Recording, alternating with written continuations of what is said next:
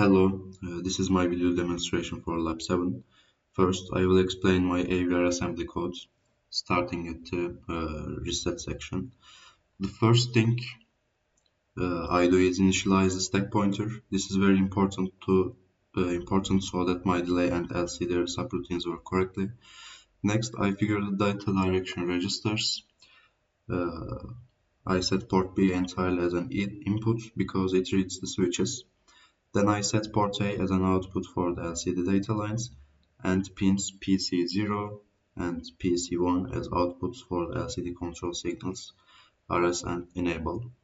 After the ports are ready, I call the LCD initialize subroutine to turn on screen, as you can see. Inside the main loop, the microcontroller continuously reads the raw binary data from the switches connected to pin B. To separate the temperature and water level, I use masking operations. For the temperature, I copy the input and use an AND-I instruction with 0hex 0F to isolate the lower nibble. For the water level, I take the input, use the swap instruction to move the upper nibble to the lower 4 bits, and then mask it again. Now I have two separate values, temp valid and temp error label. I clear the LCD and start processing the temperature for the first line. The maximum valid temperature is 5. So I use the CPI instruction to compare the temperature with value with 6. If it is 6 or higher, the code branches to the error label and prints the error string. If the value is valid, I convert the raw number to an ASCII character by adding 48 and display it on the screen along with the degrees Celsius, Dixie text. And then water section. I move the LCD cursor to the second line using the 0hex C0 command. I apply the exact same logic for the water level. The maximum valid water level is 9, so I checked if the value is 10 or higher. If it is out of the range, the program prints error again. If it is between 0 and 9, it converts the number to ASCII and prints it with the tone text. Finally, you can see all of there. According to the lab requirements, the system needs to be stable and avoid unnecessary updates. To do this, I call a 10-second delay subroutine at the end of the loop. After waiting 10 seconds, the program jumps back to the main loop to take fresh readings. The bottom part of my code just contains the standard subroutines for LCD communication, delay loops, and the stored text strings in the flash memory. Now I will explain my circuit design in SimulID. The brain of the system is the ATmega128 microcontroller. Before connecting the inputs and outputs, I made sure the system gets stable power. As you can see here, I connected the reset pin directly 5 volts power supply. This prevents the microcontroller from resetting randomly and ensures stable sensor readings.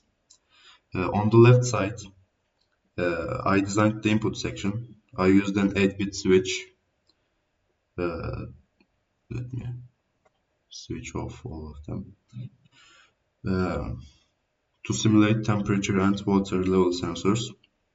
The top of the switches is connected to a 5-volt source, as you can see. The bottom pins are connected to the port B of the microcontroller. The lower 4 pins, this one, this one, this one, and this one,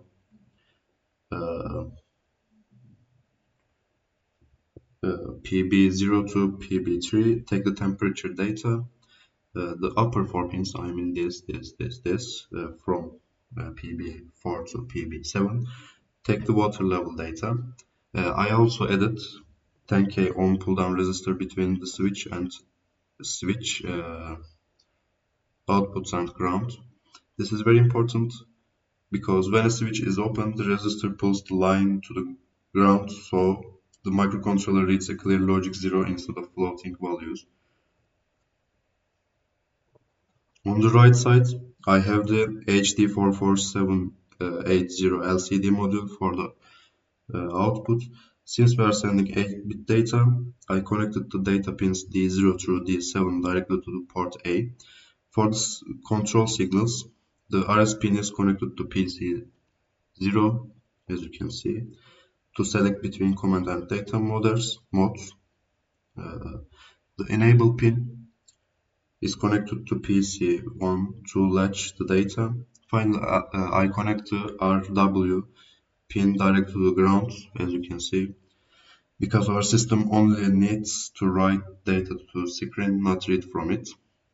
Now, let's simulate. We have 4 scenarios. In the first scenario, the both temperature and water should be valid values. We should not get errors. So let's set the temperature to 3. 1, 2, it's 3.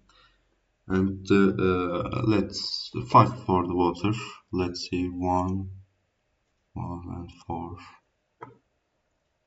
As you can see, 3 for the temperature and 5 for the tone, and both are valid. For the scenario 2, let's make of them. For the second scenario, temperature should be invalid, so we should get error, and water is valid again. So let's set the 6 for the temperature and 8 for the water. As you can see, temperature is error and water is 8 down. Let's make it for the third scenario. In the third scenario, water is invalid, temperature is valid. So let's make temperature is 2 and water to 10. Let's see. Yes, as you can see, temperature is 2 degrees Celsius and water is error. Finally, both cases should be invalid. Let's make